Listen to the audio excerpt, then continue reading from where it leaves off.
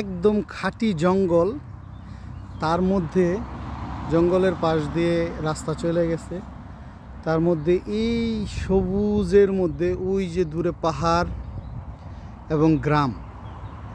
আমার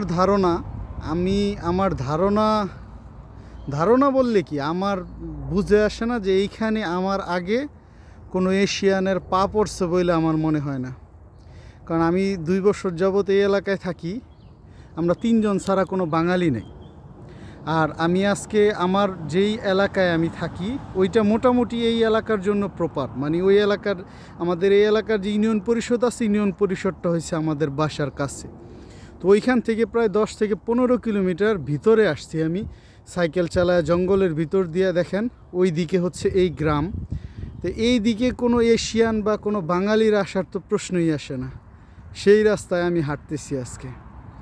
ওই পাশে দেখা যাইতেছে ওই তো দূরের পাহাড়, এই দিকে হচ্ছে জঙ্গল প্লাস সবুজ ক্ষেত। এইটা আসলে কিসের ক্ষেত আমি জানি না, তবে কোনো কিছু বুনছে বলে মনে হয় না, এমনিতে আগাছা।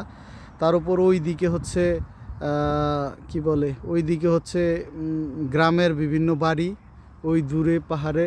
আর এই দিকটা পুরোটাই জঙ্গল, সাইড দিয়ে রাস্তা চলে গেছে এবং আমি সাইকেল নিয়ে এই দিক দিয়ে হাঁটতেছি।